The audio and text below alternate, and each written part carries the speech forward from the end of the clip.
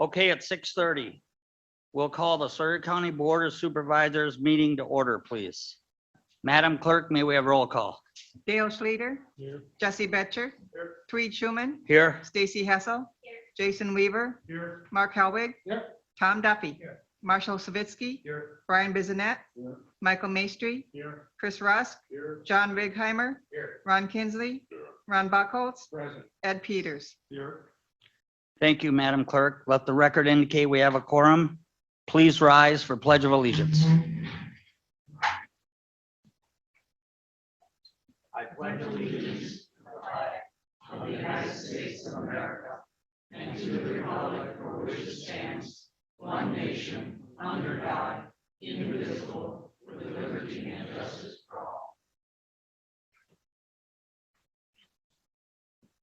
all.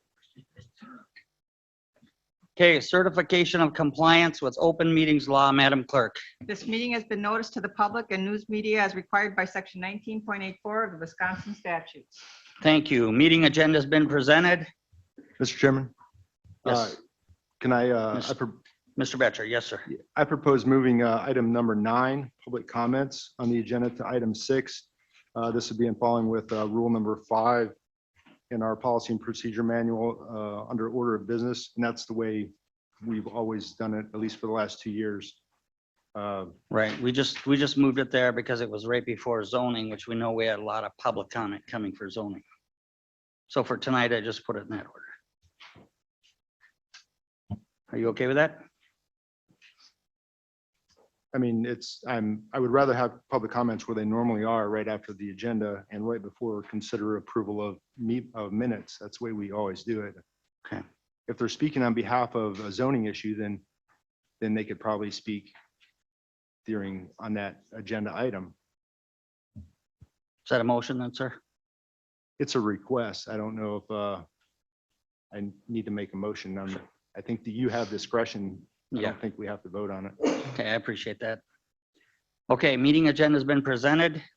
Number 6, consider approval of meeting minutes from our previous meeting, April 19th, 2022. Mr. Duffy. No. Motion to approve as presented. Mr. Bucholtz. A second. Motion by Mr. Duffy, second by Mr. Bucholtz to approve our meeting minutes of April 19th, 2022 as presented. Is there any further discussion? If not, all those in favor signify by saying aye. Aye. Opposed? Motion carries. Number 7, reaffirm Sawyer County Board of Supervisors Policy and Procedures Manual. We have an amendment. Madam Clerk, County Administrator, Mr. Keefe, do you care to comment on this? We can make a motion to act. The amendment is regarding the what seems to be somewhat contradictory items, a bullet point in Rule 5 stating an election of members of the committee which has jurisdiction over the Highway Department. After reviewing, we feel it contradicts Section B in standing committees, so we recommend eliminating the bullet point and governing by Section B of standing committees. Gotcha. Mr. Keefe, do you have anything to add to that? No, not really. Sorry. I think the intent was the organizational meeting, the bullet point, I think was just kind of a copy and paste, and it kind of arbitrarily got in there, the election of members. I think the intention was to actually pass the committee, Highway Committee as an appointment. Okay. Thank you, Mr. Keefe. So at this time, then I'll entertain a motion that we delete the bullet and policy change Rule 5, the bullet that states election of members of the committee which has jurisdiction over the Highway Department. Mr. Bucholtz. I'll make that motion, Mr. Chairman. Motion by Mr. Bucholtz. Looking for a second. Ms. Hessel? Okay. Second by Ms. Hessel. Okay, we have a motion on the floor by Mr. Bucholtz, second by Ms. Hessel to delete the bullet election of members of the committee which has jurisdiction over the Highway Department. Is there any further discussion?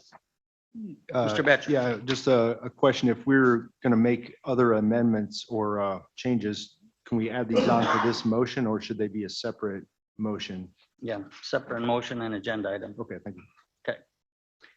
So is there any further discussion? If not, all those in favor signify by saying aye. Opposed? Motion carries.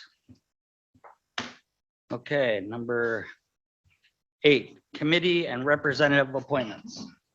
All right, we had our Madam Clerk, I as chairman discussed, and our county administrator came up with our standing committees and our ad hoc subcommittees. We presented a handout.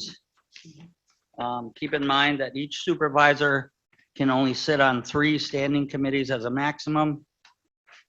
So we divided everyone else. Mr. Kinsley, did you have a question? Okay. So if we want to review this,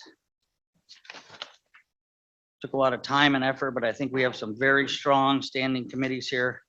Everyone has at least 2 committees, some have 3. I tried to work with all of your requests, especially the time of the meetings that you could attend. It's very important that we attend these committee meetings as we're assigned. A lot of work and due diligence gets done in our committee level, and I respect that, and we bring it forward here at the full county board. So with that, we're also going to approve a Board of Appeals representative recommended by our zoning committee, Jim Tiffany, for another 3-year term. So at this time, then I would entertain a motion to approve, accept the committee and representative appointments. Okay, Mr. Peters, motion. Mr. Helwig? Got a motion by Mr. Peters, second by Mr. Helwig to approve the Sawyer County standing and ad hoc committees, which includes the Board of Appeals representative, Jim Tiffany, for a 3-year term. Is there any further discussion? If not, all those in favor signify by saying aye. Aye. Opposed? Motion carries. Thank you. Okay, number 9, public comment. Anyone here that would like to address the board on any issue, including our zoning, which follows right after this? You have 3 minutes to come to the podium, state your name and address. And I have a list of people that have signed up to speak, and we'll start with Kathleen Nath. Please.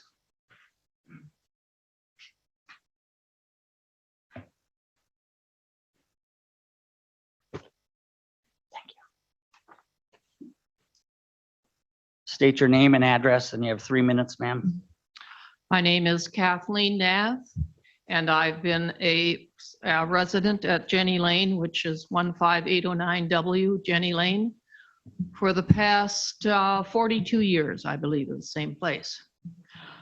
I realized that the area Hayward National Golf Course, which is, I guess, the topic coming up here, was to be built, you know, what was a time period, I'm not sure specifically, but I know that I was not objecting to it because I felt, well, it's a golf course.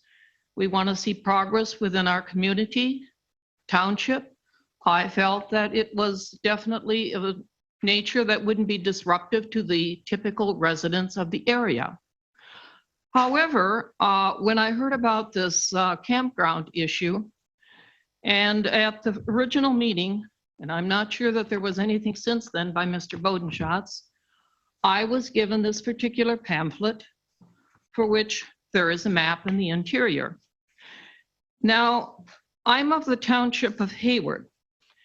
And when I showed up at the Hayward Planning Commission meeting, I was then told that, well, the Bass Lake people said that this could not be pointed out as a, shall we say, rezone, because they would not allow a campground plus the golf course, which is understandable. They have their rights. So that was not necessarily the case for the township of Hayward. But I did feel then that when we get a map, which still was presented to us at that township meeting, which had the golf course plus supposedly the sites for the campground, perhaps a new map should have been provided to us. And I have not personally seen one, and I've attended, I think, every one of the meetings that related to this particular issue. And yes, there was a big tag board one, but that's the same one that's reduced in size to the one in this pamphlet. And the other thing that I present as doubting is the designation that he has here for possible septic area, of which there are 3. Now, I do not notice any description of the specifics of this possible septic treatment, whatever. It's just possible. And so as I wrote in the comment that I submitted to today's, there was a comment spot there that I, as a participant at this meeting, could bring forward. I just feel that there's a lot of specific details lacking before you people as the zoning county board really go forward with this sort of a project. It's a little too late once the digging has started, so to speak. And I realize that you can't entertain hearsay comments necessarily, but I'll speak to one. I have heard repeatedly from a number of individuals that Mr. Bucholtz's enterprises are not always under the legal issues, and therefore all the more reason, as I say, that I feel that needs to be cleared up before Okay, one can goes you- forward. Can you wrap it up, ma'am? We're at Yes. 3 minutes, please. So those are some of my concerns at this time: the septic, the water usage, and the new map aspects, because it impacts people such as myself who have lived in the surrounding area for over 40 years. Thank you. Thank you, ma'am. Yep, you bet. Thank you. Jay, do you want to come up? You had a comment, sir? It's just, we do have a lot of people here this evening to speak about a potential rezone. If it was okay with you, Mr. Chair, I would almost like to give my introduction to the case to familiarize these county board supervisors so they have at least some background to the specifics of the comments that they're going to hear. Sure. If it would be appropriate to reserve this time for non-agenda items, to have public comment for non-agenda items, and then save public comment for the rezone case until after I give my introduction. Yep, and I can divide these. Thank you, Jay. Okay, so I've got some requests to speak on things not related to the rezone. So we'll start with Alan Feckler, Civil Air Patrol.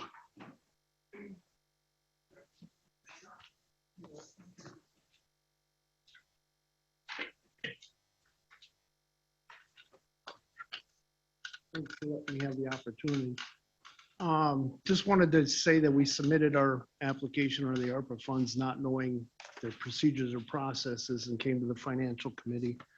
We hesitated to ask because we tried to be self-sufficient, but we were shut down by not only COVID, but the federal, we're under the Air Force and our restrictions were even more severe. So we weren't able to have fundraisers basically for 2 years, and that we depleted our funds, and that's why we made the request. And if anybody had requests or information or needed from me, I'm more than happy to answer any questions. A Civil Air Patrol, I'm sorry. Thank you. Thank you, Mr. Feckler. Okay, next we have Louise Ladenthen, please.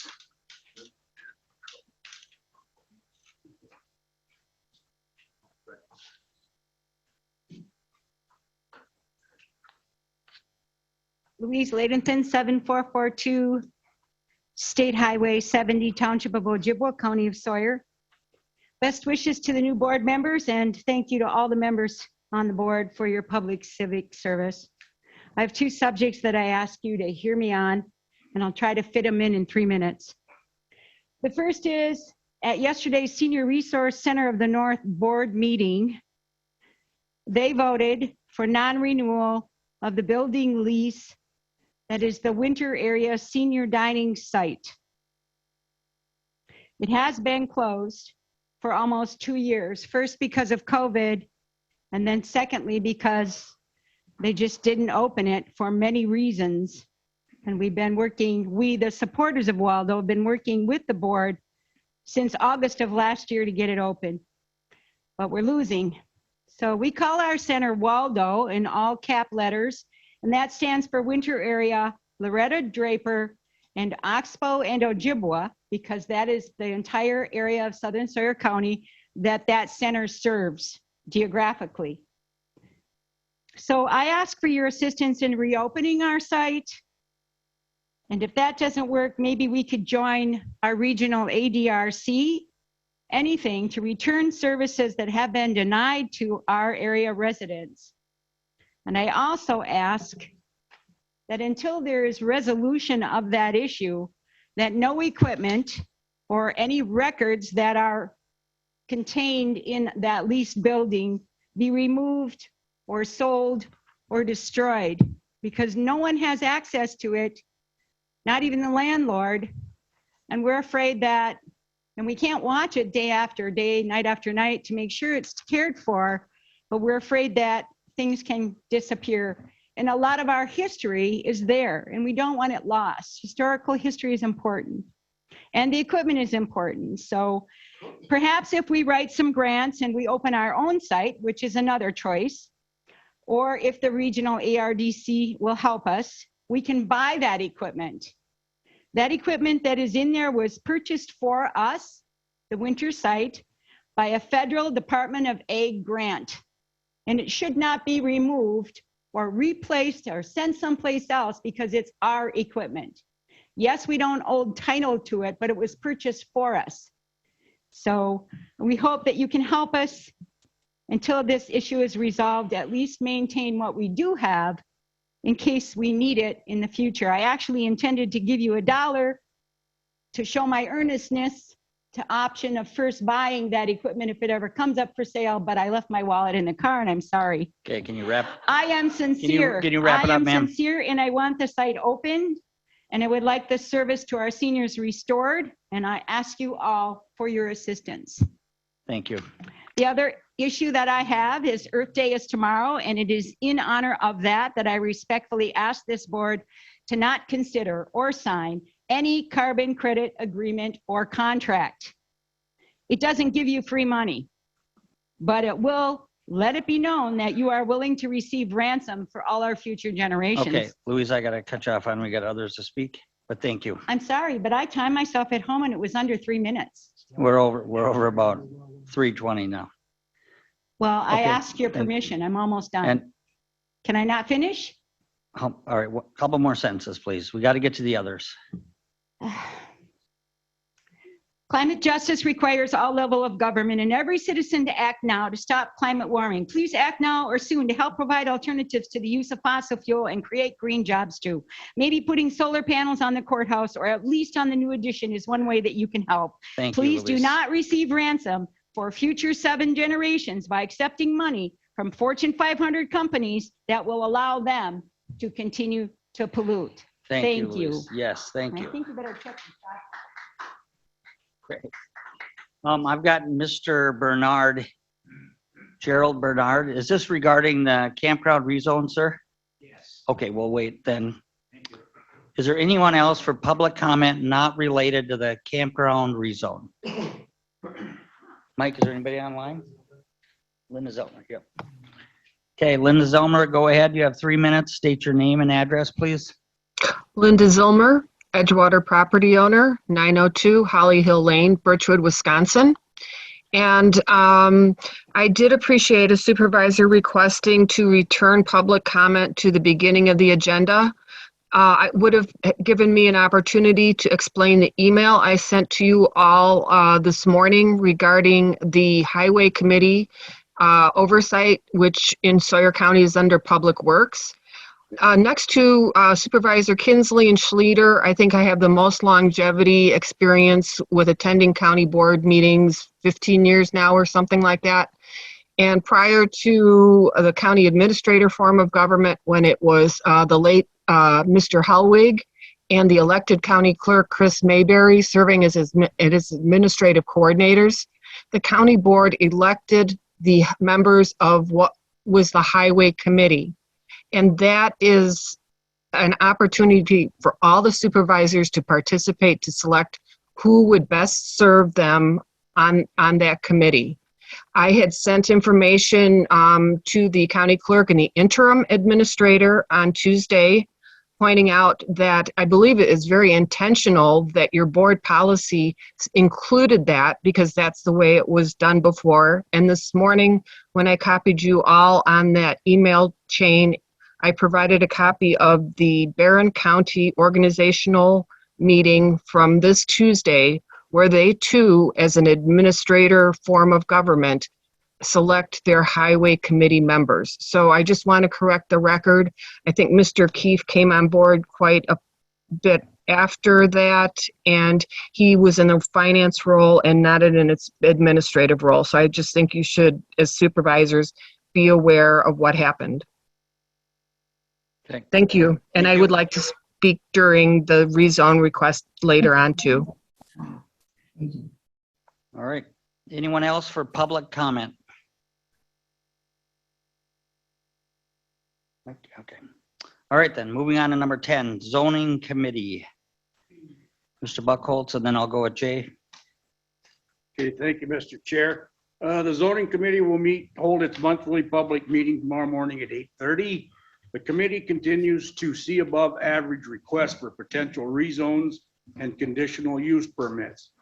Land use and sanitary permits in zoning department are at their springtime highs at only slightly behind permit numbers for the same year last year. We have one combined rezone case tonight, and if there's no other additional questions, I'll turn it over to Jay, Mr. Chairman. Sure. Okay, Jay, thank you. All right. Good evening, County Board Supervisors. For those that are new here, my name is Jay Kozlowski, Sawyer County Zoning and Conservation Administrator. All rezone petitions are legislative acts that require approval of the full county board. These rezone cases are specifically to address the designation of a different zoning district. Furthermore, as part of this legislative act, rezones themselves cannot be tied with specific conditions. That is to say, if someone was to request a rezone for commercial, this board cannot say that you can only put storage buildings on it. It would be permitted for any allowed use within the zoning ordinance for any type of that commercial use. So with that introduction, I'll read into the record the rezone request we have for you this evening, as well as my staff report for the case. This is for the rezone case 22-003 and 22-004. Owner Pinewood Property LLC. In the town of Bass Lake, it is the part north one half of section 4, parcel 0029400042108. It is 73.18 total acres zoned agricultural 1 and commercial 1. This is located off of Fun Valley Road. In the town of Hayward, it is the part of the northwest one quarter of the southwest one quarter, northwest quarter of the southeast quarter, southwest quarter of the southeast quarter, and southeast of the southeast.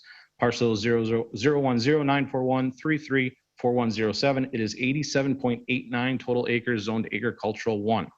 This staff report and discussion action is a combined request for both of the rezones. It makes sense to hold them in conjunction, and that county board ratification of the zone district change would be needed for both in order for this request to move forward.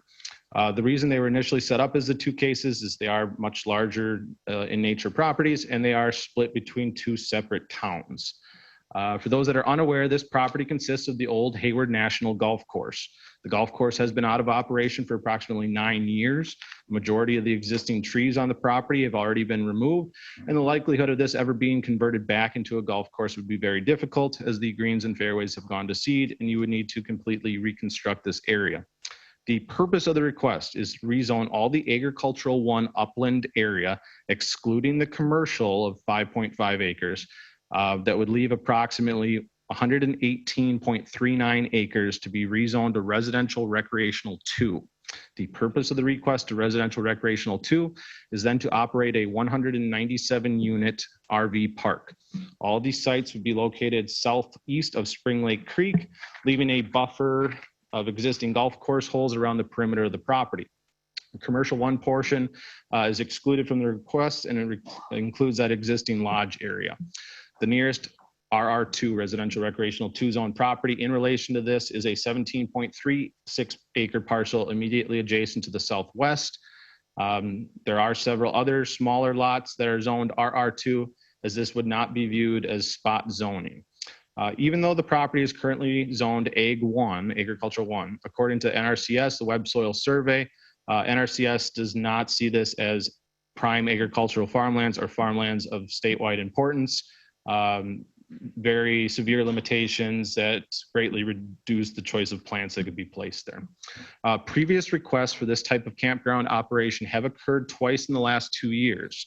In those previous requests for rezones and conditional use permits, they were withdrawn before going to zoning committee, as there had been a deed restriction document from an adjacent property owner that if the restriction, with the restriction in place, that this land could not be anything else other than a golf course unless that deed restriction was removed. That deed restriction has since been removed by Mr. Robert Gershbach, and you may have received documentation that stated that they were denied in the past. That is false information. The conditional use permit requests were heard last month at the zoning committee public hearing. It was approved at a vote of 3-2. This conditional use permit, CUP, included 22 unique conditions to be placed on the property, which the owner has agreed to. This board and comments you may hear tonight for those in attendance should specifically be addressing the rezone designation. One of those conditions, as laid out in the CUP, is for final rezone ratification. The actual parameters of RV Park were discussed in that CUP process. The town of Bass Lake shows this area as future land use as park and recreation in their town's comprehensive plan. The comp plan is a local government's guide to community, physical, social, and economic development. Comp plans are not meant to serve as land use regulations in themselves, but instead they provide a rational basis for local land use decisions, future planning, and community decisions. Per the town comp plan of Bass Lake, they indicate this future land use area as parks and recreation land, which does include privately owned lands, which may include golf courses, campgrounds, marinas, and shooting ranges. Per the town of Hayward's comprehensive plan, they show this future land use as recreational commercial. The primary intent of this classification is to identify areas which provide private recreational activities through a commercial business or fraternal organization. As mapped and designated, this may include hunting and fishing in sports clubs, campgrounds, golf courses, and other recreational facilities. The town of Hayward Town Board approved the request February 8th. The town of Bass Lake Town Board approved the request on February 14th. Both were supported with multiple findings of fact, the largest contributing factor being that the rezone would be consistent with the town comprehensive plan.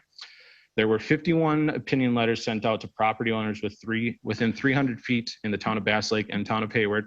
There were also multiple letters that were submitted to those outside of 300 feet. This entire packet of responses was sent to the zoning committee members for review. They acknowledged that they read these transcriptions and therefore were incorporated into the record. At the public hearing meeting that lasted over 2 hours and hearing testimony and the contentiousness of the nature of the request, it was voted then on March 18, 2022 as a recommendation to county board of a vote of 3-2 with the findings of facts that it would not destroy prime agricultural lands and that it is consistent with the town comprehensive plan. A petition protest was filed approximately 28 hours ago for the proposed zone district amendment. It was ascertained and I thought authenticated by myself that over 50% of the total perimeter area to be affected has a signed petition that was filed with the clerk. Therefore, Wisconsin statutes 5969 sub 5 sub E sub 5G will now require a 3/4 vote or supermajority vote of the board members present and voting in order to enact and ratify the proposed rezone. If there's any other questions, I can certainly attempt to answer them. Otherwise, I'm sure there are multiple people here that want to make comments. Again, this board and comments you hear should specifically be addressing the rezone. However, the rezone request is then tied to a 197 unit RV park. Without adoption of the zone district change, the CUP could not move forward and the property would remain agricultural one. Okay, thank you, Jay. Okay, I think we'll go right in then to the public comment that's involving the rezone, and we'll start with Mr. Bernard. State your name, please, sir, your address, and you have 3 minutes. Thank you. My name is Gerald Bernard. I live on the third green of the golf course. First of all, your address, sir? 15915 West Jenny Lane. Thank you. I've had good disclosure on this proposal, and I have no problems. I can see directly from me. I know that's just a comment, but my main reason for being here is I have a sprinkler system in my yard. And it doesn't seem like it's very important, but it might be very, very important to the owners or to the whole project. I cannot answer that. But for the last 5 years, I've had the irrigation people come over to my house every year, 3 to 4 times, because we have no water pressure. And it has nothing to do with depth, because I've already checked that out. It's got to do with a couple things. Evidently, where I am on the 3rd green, when I have my sprinkler on for more than an hour and a half, you might say it starts like this and goes right down almost to nothing. That tells me there might be a water problem. And I'm addressing that only because it should be a concern. The other thing is I was told, and that happened deer season when I had 9 people at my house and my water turned off, just turned off totally. The piping coming up from the well got full of mud. And I was told again by the people who cleared it by going down and cleaning it out, that the water in that area is very full of mud and that type of thing, which will cause problems. So I'm only wondering if somebody is, and if they have taken care of it, then I have no concern. But if we're going to have 179 people tapping into the water and I'm having a problem, maybe it's something that should be considered. And I have no more to say because I've been treated fairly. Thank you, Mr. Bernard. You're welcome. Okay, Carol LeBrecq. Hope I'm saying that right. Carol LeBrecq. Name, address, Hi. 3 minutes, ma'am. Yep, thank you. My name is Carol LeBrecq. I live at 9782 North Fairway Drive. My husband and I have lived on Hayward National Golf Course for 10 years. We, like the rest of the people there, have spent thousands of dollars and countless hours improving our property. Once again, we are here to defend our right to privacy and safety and home equity. We were told at the zoning board meeting that there wasn't any evidence of a campground that would affect the value of our property. This is contrary to what we were told 2 years ago when the same proposal was made.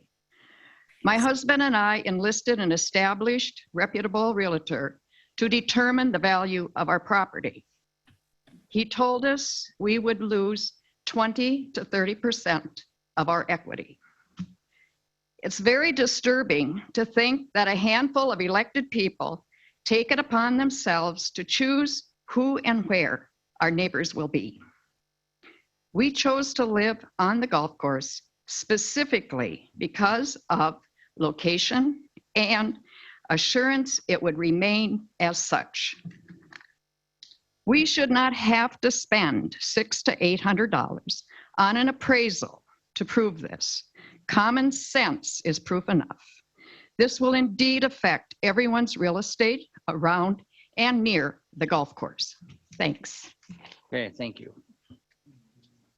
Amanda, okay. All right, Guy Houston, please. Trust me. See if there's anybody else who wants to speak. Hello, my name is Guy Houston. I live at 15873 West Sunshine Acres Lane.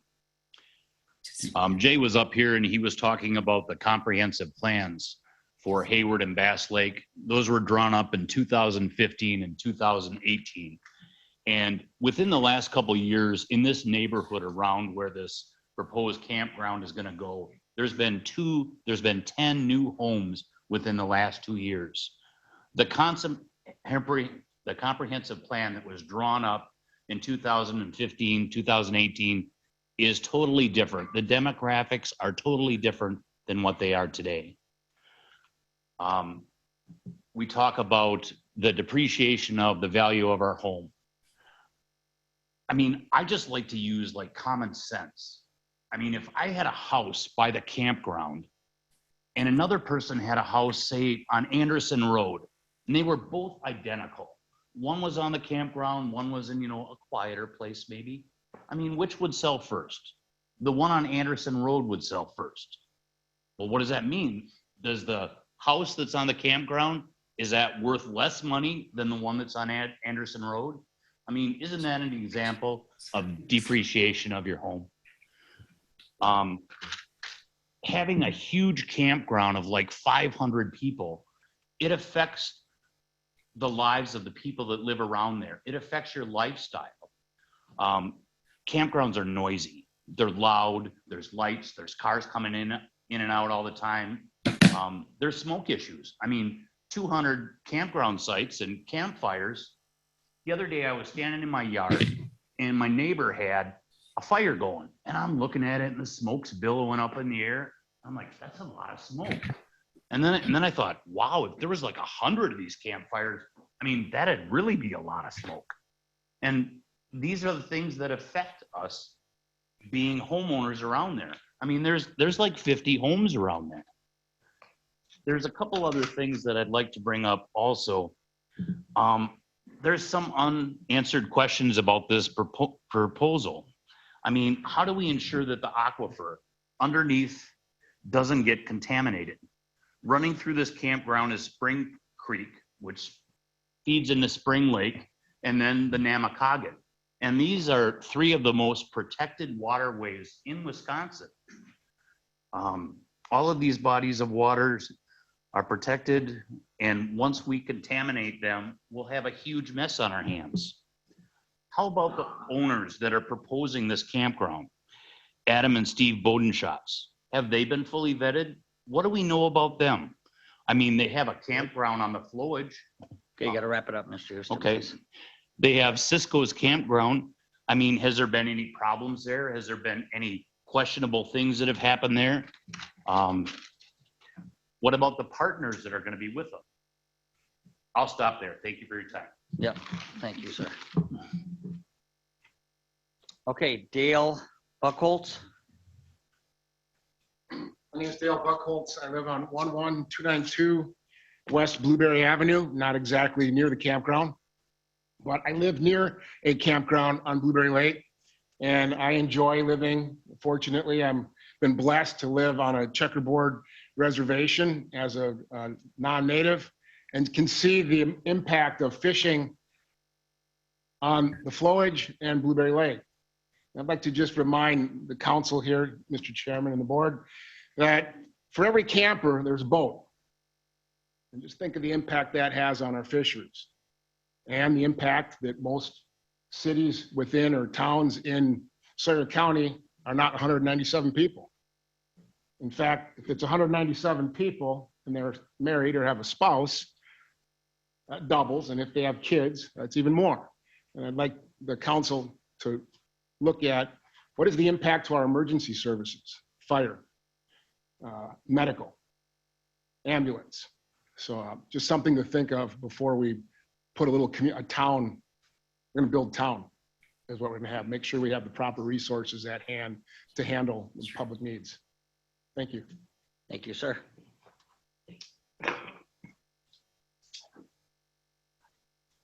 Okay, that's all the requests I have to speak. Is there anyone that maybe missed the opportunity to fill out a slip? Could I speak? Oh, yeah, Yes. just a minute. Okay, go ahead, sir. Come to the mic, state your name and address, please. And we have somebody online. Okay. Hold on, they're gonna, what are you doing? There's somebody's gonna speak. Hello, and thank you for meeting with us tonight. My name is Adam Bodenschatz, 9948N Wood Creek Lane, Hayward, Wisconsin. As you all may or may not know, my father and I do own Pinewood Properties LLC, and we are here to discuss the rezone of the Hayward National Golf Course. The purpose of our request, as has been stated, is to convert the golf course from Ag 1 to RR2, and so that it fits within the county zoning ordinances for a campground use.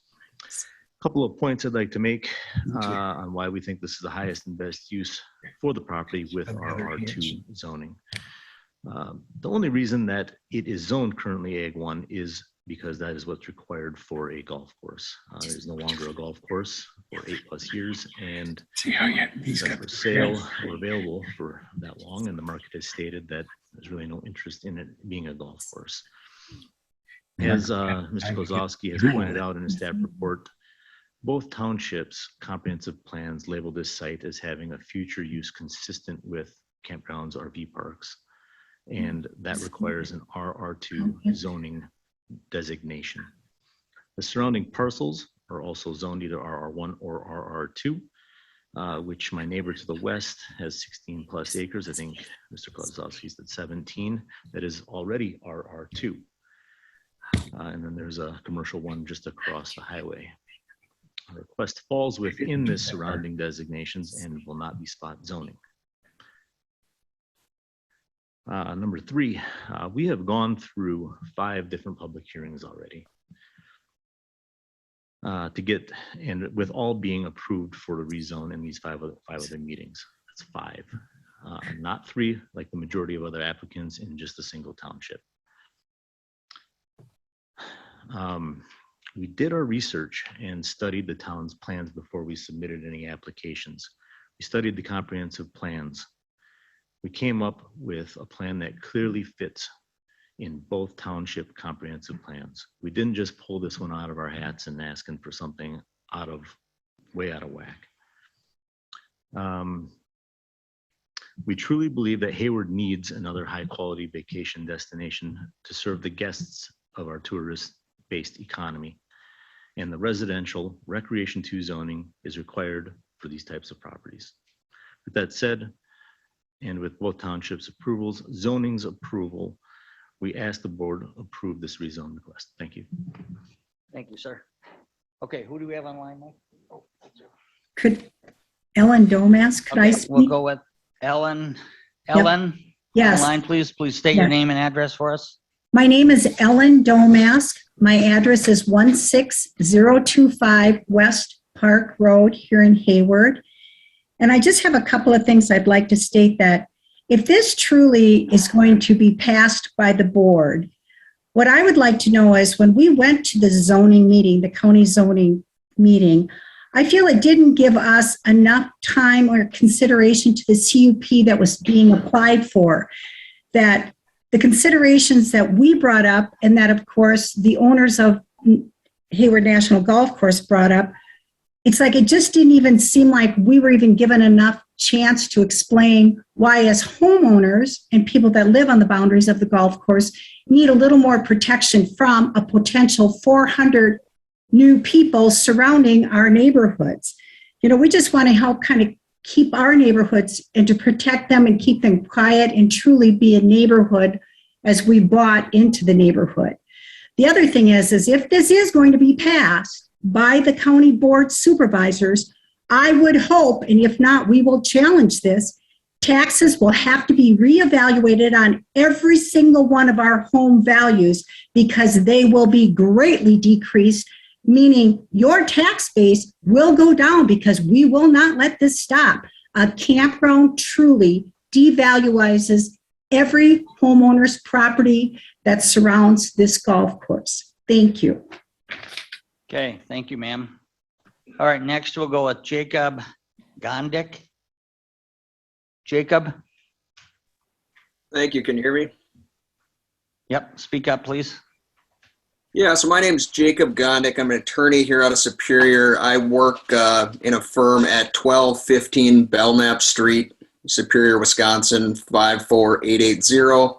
I represent many of the adjoining landowners here, and as Jay pointed out, we have filed a petition in this action for a protest petition under WSStat 59.69 sub 5 sub E sub 5G. Ultimately, as Jay pointed out, this is an authentic request requiring a supermajority, a 3/4 vote. This is in place because we got over 50% of the surrounding property owners that perimeter to sign and agree to this petition. Nobody was forced to do it. People are doing it because they don't agree with what is being proposed. This should not be taken lightly as obviously the public policy behind this statute and that the legislature's created is because landowners and adjoining landowners have rights. They have property rights. They have rights for all sorts of different reasons. They have legitimate concerns. Some of them we've just heard in this short amount of time are potential concerns for water pressure, obviously property values decreasing at a rapid rate, environmental concerns.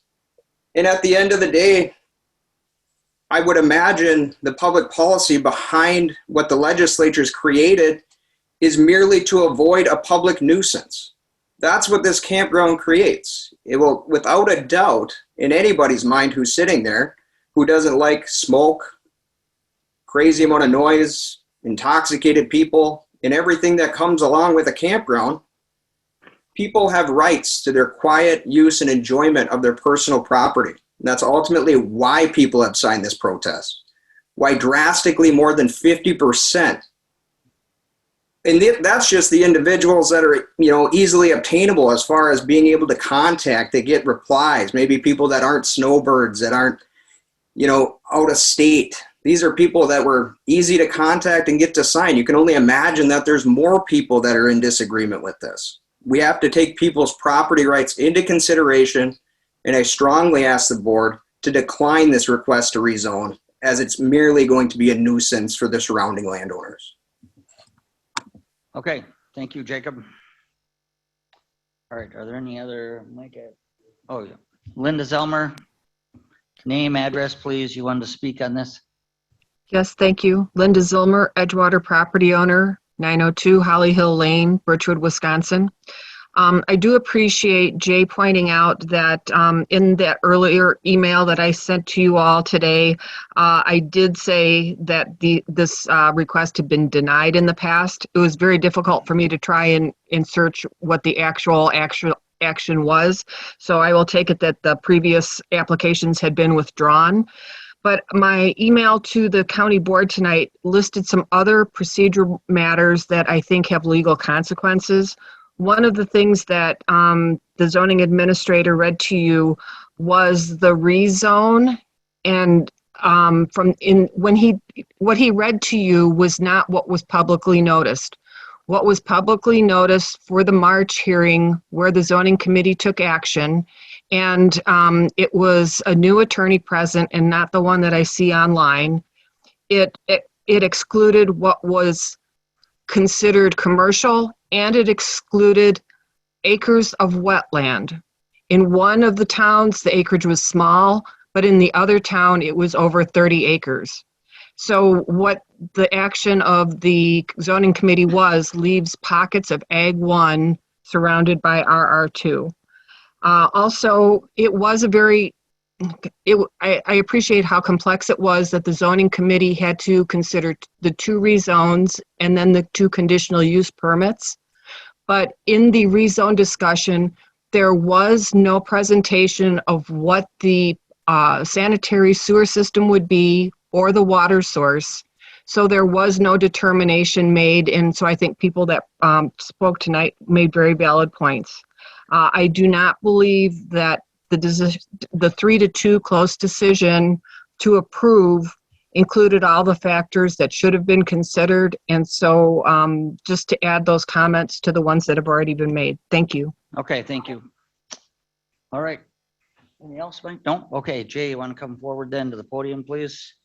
Discussion, possible action. If you want to run us through that, please, sir. And what is a supermajority? That's a 3/4 vote? Yeah, with 15 board member supervisors here present, I would assume no one's recusing themselves. If you are, make it known so I can calculate. But on a supermajority, in order to enact the proposal, which is to approve the rezone, you would need 12 voting members in favor.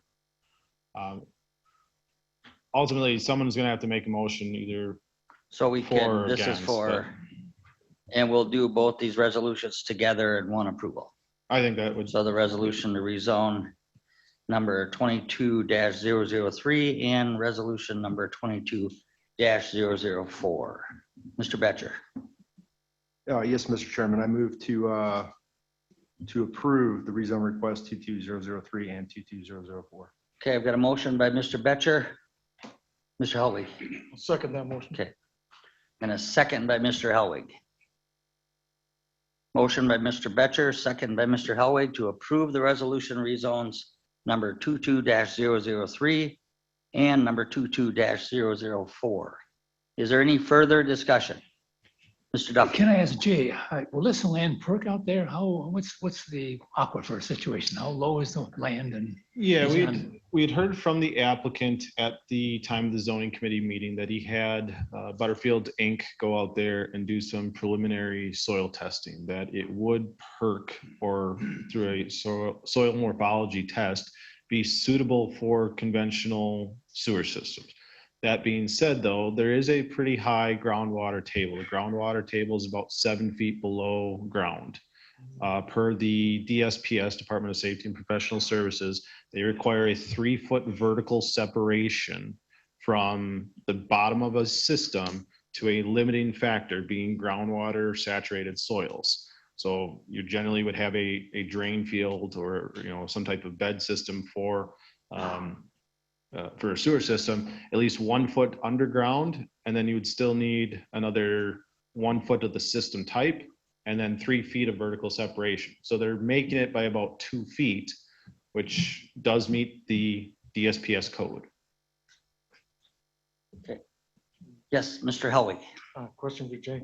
So a gentleman brought up that his water pressure is very low. How would that affect that place, that property, and would this?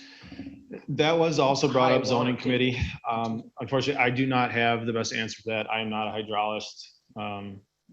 I don't understand the movement of groundwater as best as some others may. I mean, that is a very large aquifer, and even, a couple wells that would be for campers. I don't think you would see a drop in the aquifer. If there's a pressure issue, like I said, I mean, that groundwater table is 7 feet below grade. If there's a pressure issue, it may be in the pressure tank situation. Okay, Ms. Hessel. I was just going to say that we need to reiterate that we base our opinion, our voting on facts, not feelings, and also not on hypotheticals.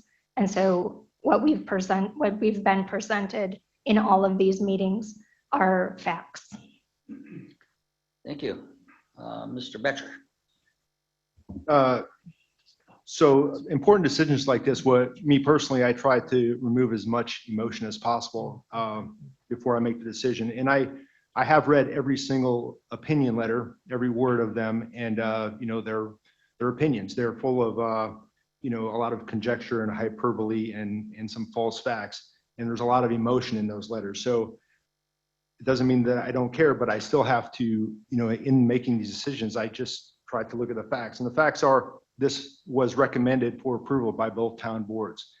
It fits in the comprehensive plans of both town boards.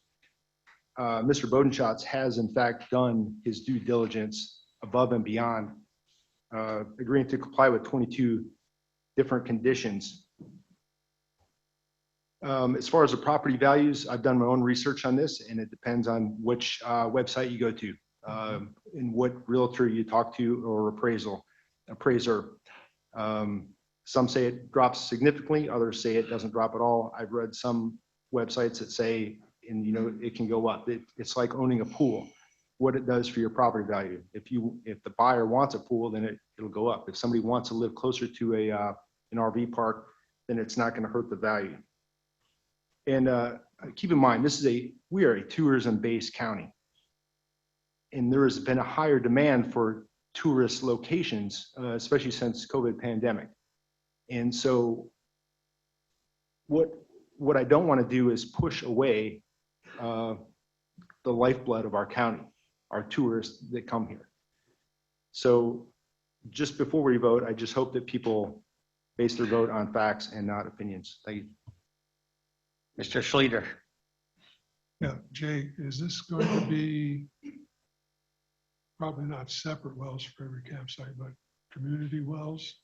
I don't know that answer. I would assume you wouldn't have a separate well for each individual site. You'll most likely have blocks, and that you'll have 3-4 different wells, and they'll run water lines in between those for the site designations. Okay. the septics, one septic per Most site? likely not. You'll probably have several different systems. Again, I mean, it's 197 unit, and the maps are included as part of your packet as to how that layout is done. You know, but with that type of, you know, scenario, you would probably have multiple systems. And we heard from the applicant during the zoning committee, this would be several phases, is a 3-phase project. The first phase, I believe, was 3 to 5 years, and then, you know, starting the subsequent phases after that. So that's where you would have the additional sewer systems, additional wells when you start developing additional sites. Okay, thank you. My last question is, comprehensive plans, are they absolute? You cannot change them? No, they're a guide. They are a guide. They're a guide. Thank you. Okay, Mr. Hellwig? There was a gal up earlier that said that, you know, they moved to the area because it was a golf course. You know, that one there, that's kind of a hard one. It's kind of a stickler because, you know, a lot of properties change. As far as you can never expect an area to stay the same forever. And as Mr. Betcher said, this county is all about tourism. And I think that we have to kind of look through the clouds, and that would be all the people with the emotions and everything, to the sunshine. And the sunshine, in my eyes, would be the economic impact. And that is a big, big deal for this county. Thank you. Okay. Oh, I'm sorry, Mr. Bissonnette. Thank you, Chair. So how many residents were sent out letters within 300 feet? 51 was my last count. And what was the opposition? I didn't bring that packet, but the overwhelming majority was in opposition. Well, the reason I bring that back, it goes back to when I was on the zoning committee many, many terms ago. And, you know, I understand the findings of fact that the zoning committee has. I'm not disputing that, let me see if I can find what the findings of fact were. For zoning committee, they claimed that it was not destroying prime agricultural farmland by taking something that is agricultural and removing it, right. And also that it's consistent with the town comprehensive plan. Okay, so from my recollection, some of the findings of facts that have to be taken considered also are aesthetics. And so, I mean, I believe these people are right that live right there, and now all of a sudden, I mean, it goes back to what Mr. Hughes has said, common sense. Your property value is going to go down because the aesthetics of the property went down. So I think that should have been considered as a finding of fact.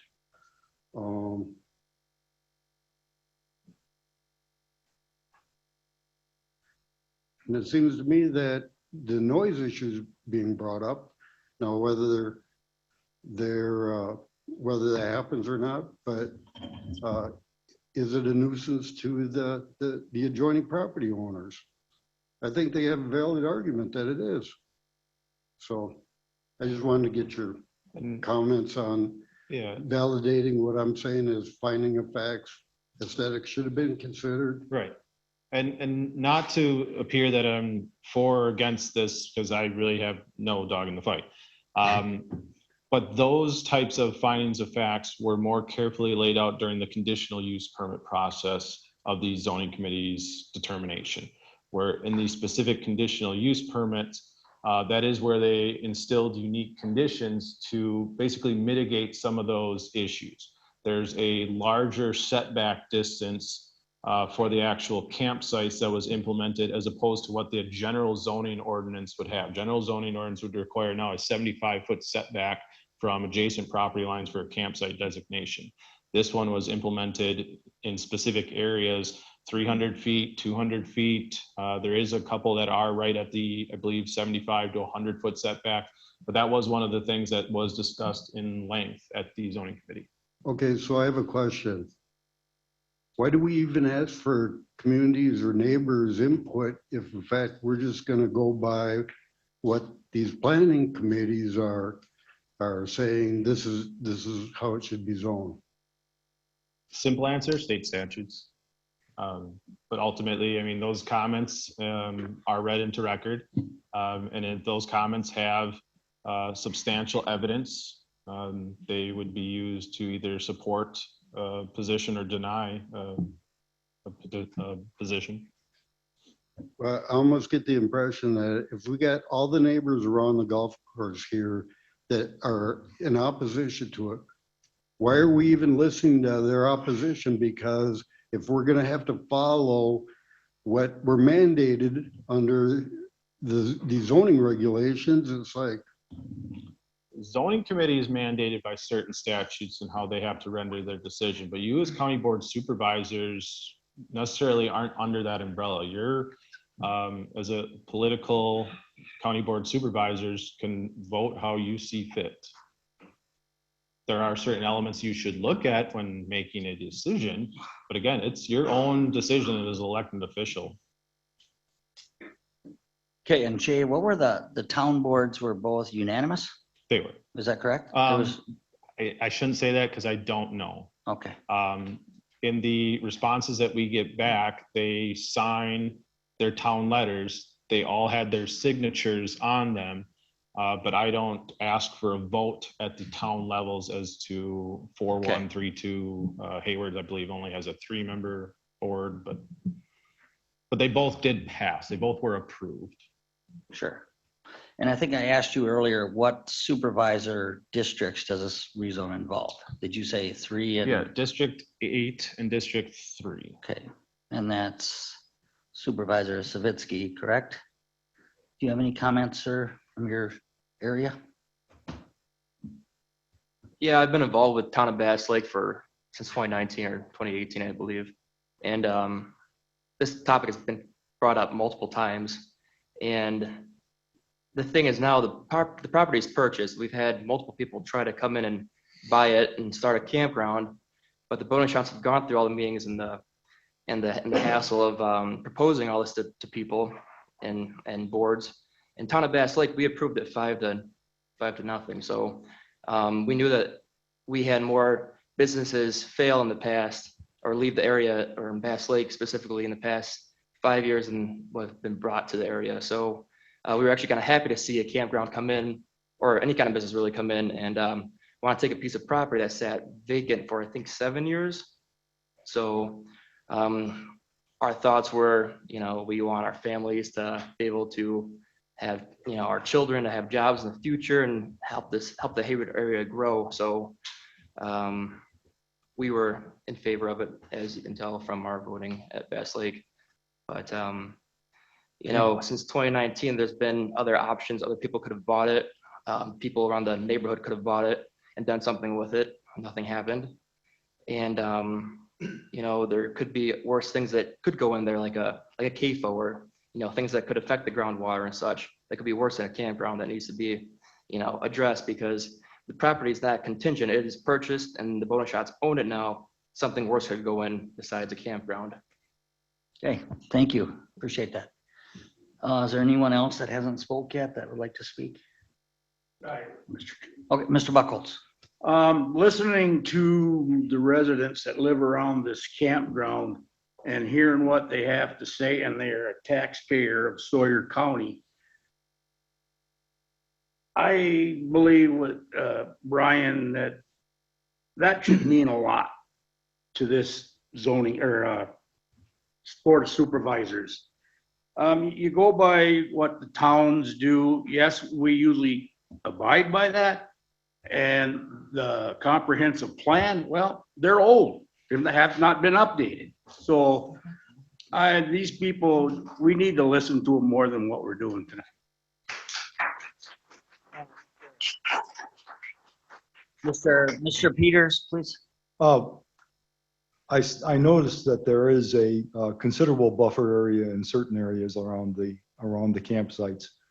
But I guess one concern I have, is there any protection for adjacent landowners from the people who are going to be using that particular area? For example, are they just going to be potentially wandering over to adjacent landowners to pick up wood or something like that? And is there a sharp demarcation between adjacent landowners and this property so that those kinds of irritations don't develop? And I know I should have grabbed the list of conditions that has the 22 unique ones tied to it. Ultimately, if someone goes on someone else's property, they're trespassing. I do believe one of the conditions for approval of the cup was that a survey would be delivered prior to the site layout as to identify the exact location of them. Right now, we have a map form which we've accepted as the proposal layout, but that a survey would also be accompanied with that. Furthermore, with the actual setback distances, at least the town of Haywards, which I believe did make it into the conditions, is a vegetated buffer zone. So it's basically an area that they will continue to not mow or maintain and let natural vegetation come back to those areas. Okay, thank you, Jay. I'm gonna go back to Ms. Hessel then, if none of you want to speak. You okay? All right, Ms. Hessel. Okay, a couple of things. We did approve a similar campground on Highway 77 this fall.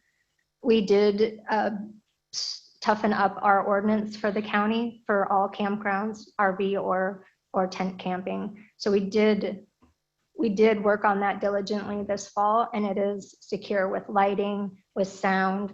There's a lot of things that we took into consideration locally and by the state. Jay was doing a great job with that. The third thing is if we could ask Sheriff Morotek to come up and explain if they get a lot of calls, if there's a lot of, I've been told by the Sheriff's Department that there are not a lot of theft or violent acts or calls to the Sheriff's Department. I'm wondering if he can address that or if that's not appropriate. Sheriff, you want to address that, please?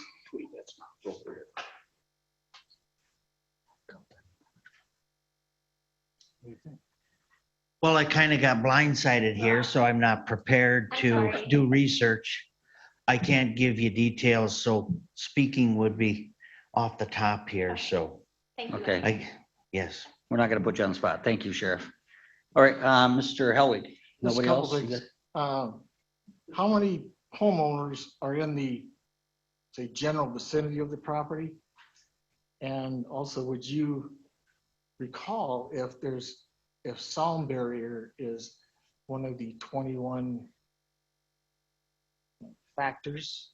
Yeah, as far as close proximity, I guess I would default to the 300-foot zone that we used to send out the petition letters.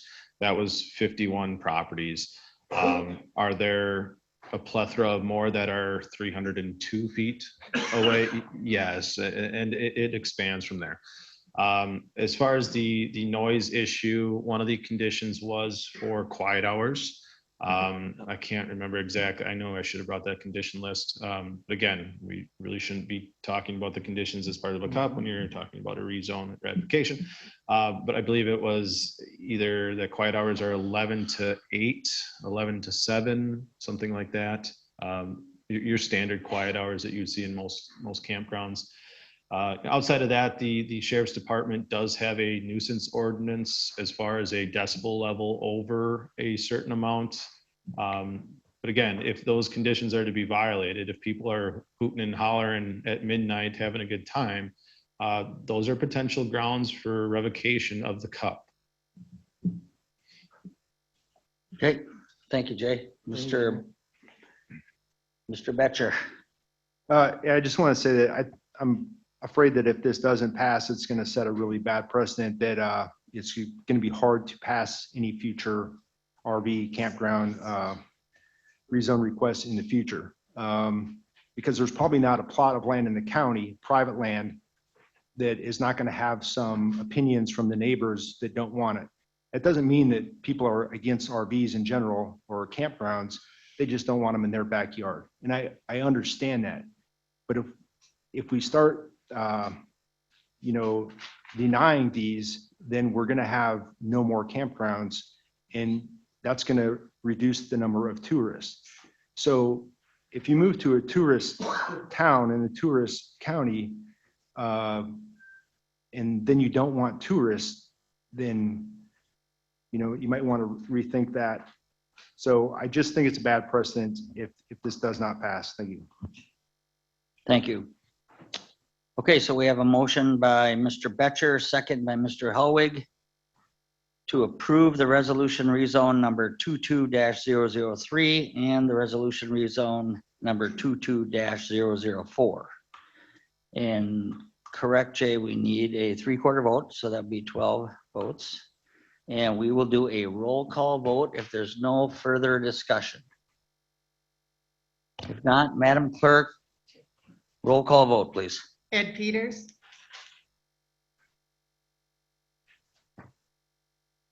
No. Ron Bucholtz. No. Ron Kinsley. No. John Wigheimer. Yes. Chris Rusk. Yes. Michael Maestri.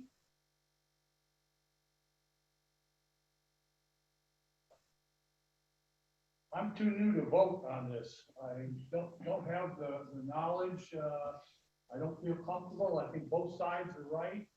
And can I, Well, really, sir, you've listened to all the discussion, and I should have got your abstention before the discussion. fair enough. So I need you to vote, sir. Yes. Brian Bissonette. No. Michael Savitsky. Yes. Tom Duffy. Yes. Mark Helwig. Yes. Jason Weaver. No. Stacy Hessel. Yes. Tweed Schuman. No. Jesse Betcher. Yes. Dale Schluter. No. What do you got, Madam Clerk? 8 yes. 7 no. Okay, so motion fails. All right, number 11, Public Safety Committee Chair Report, Mr. Bucholtz. Okay, thank you, Mr. Chairman. First of all, the courthouse model update, I'll leave for Mr. Keefe when he does his. Sheriff's Mr. Chair? Department report. Oh, Can I wait until I can hear? Oh, yeah, sure. I'll wait. Did we have any interjection from our legal counsel on that? Not that I'm aware, no.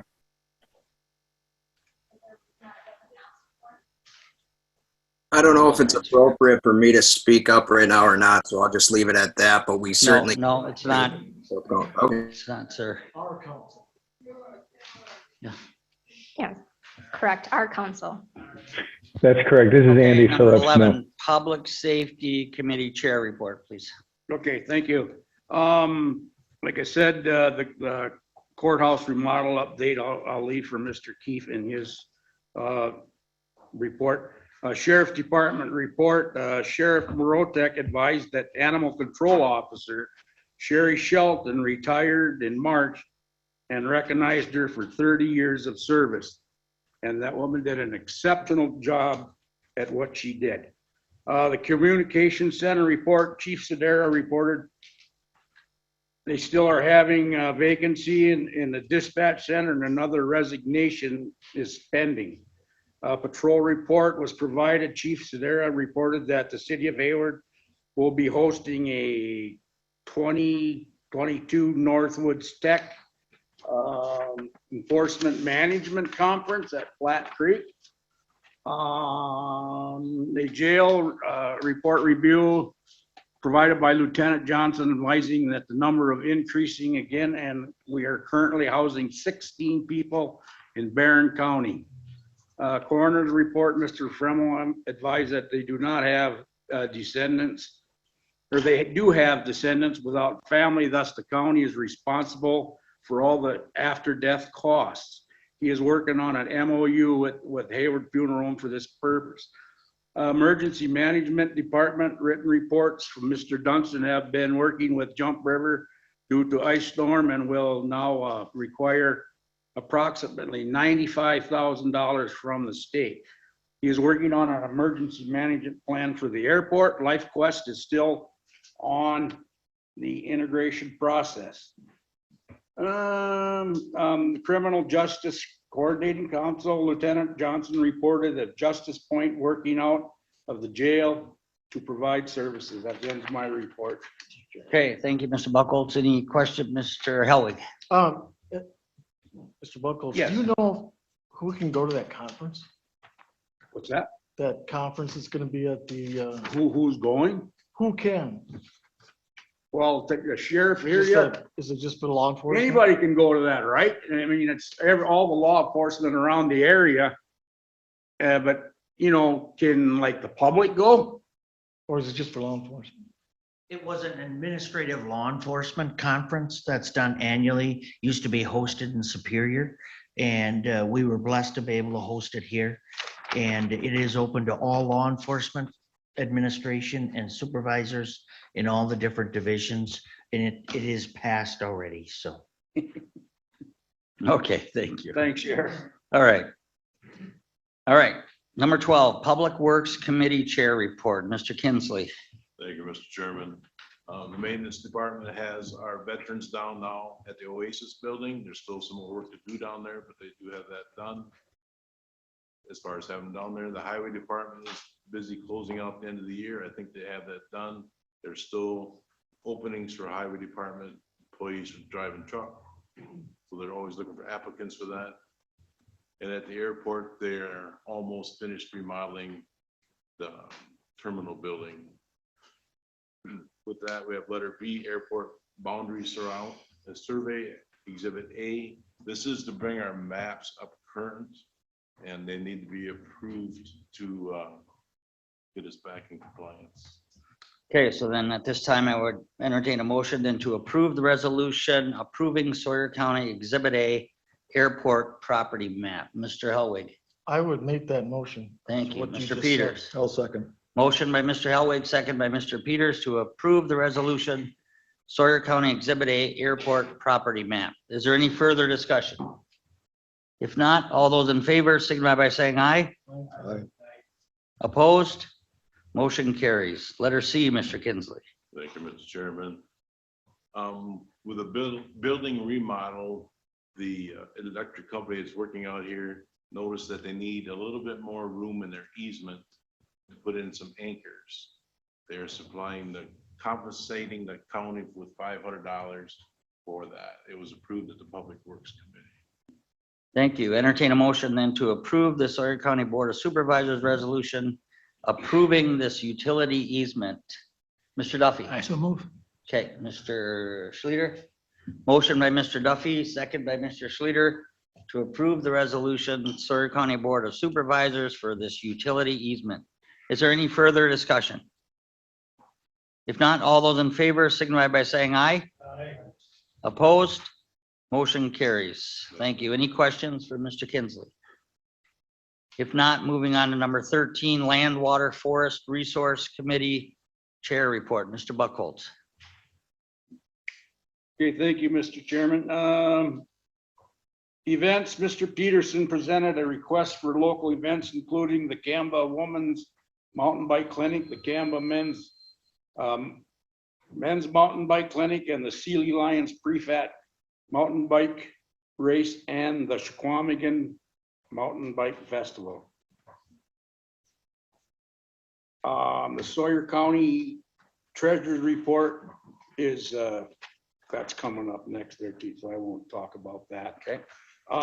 County Forest, a written report. Mr. Peterson reported that the road bans came on in the middle of March. Sale inspections were on target for the level of the activity. Timber sales and contracts are out for advertisement for 26 tracks for sale, and they are completing trail aid grants applications now. And an update of the carbon tax credit process is anticipated to be available at the May meeting. And then the Tag Alder Beach proposal, Mr. Peterson presented from the Nelson Lake Association and the Resort Association, develop an area off Tag Alder boat landing for an approximate 10,000 square feet. It would financially be supported by the association requesting the project. Dnr Forest Report, a written report by Roy Zebrod, reported that the wolf depredation process and white-tailed deer permit quotas. And Jay gave us a report and advised that the tree sale will begin at the end of April and staff attending several training classes. And the dam operations are in full swing and managing water levels on the county-owned land. Workflow is picking up from the zoning and conservation standpoint. And the Upper Bruni River Dam repair plans were presented. The drawdown is scheduled to start August 15th. LCO, Mr. Bissonette advised that the LCO focus is currently on enforcement of the trail activity, and they are seeing most are abiding by the trail rules. That ends my report. Okay, thank you, Mr. Bucholtz. Now we've got some discussion, possible action, sir, on some over-the-counter land sales that were approved at your meeting level, correct? Yes, the treasurer presented these. Land sales, you know, there's 3 of them, and they're all going to the same client. So at Land and Water, we approved all 3 of them at the same time, and I believe that's what we can do here. Sure. Tonight. Okay, so at this time, then I would entertain a motion to approve the over-the-counter land sales, tax ID 1282, tax ID 1278, tax ID 171. So Mr. moved. Betcher. So moved. Motion by Mr. Betcher, second by Mr. Weaver, to approve the 3 over-the-counter land sales, tax ID 1282, Town of Bass Lake 002145 152900, tax ID 1278, Town of Bass Lake 002145 15-2300, and tax ID 171, Town of Bass Lake 002-10324-1800. Is there any further discussion? If not, all those in favor signify by saying aye. Aye. Opposed? Motion carries. Any questions for Mr. Bucholtz on land water? Mr. Bucholtz, did forestry let us know that we're on track or on budget with our timber sales? Yes, we're on budget. Thank you. If nothing else, number 14, Health and Human Services Board Chair Report. Mr. Schleter. Okay, Health and Human Services Board did meet. Sorry. That's okay. Health and Human Services Board did meet last Tuesday. We have reports from LCO liaison, lots of activity taking place out there in conjunction with Health and Human Services, behavioral health, child protective services, economic support.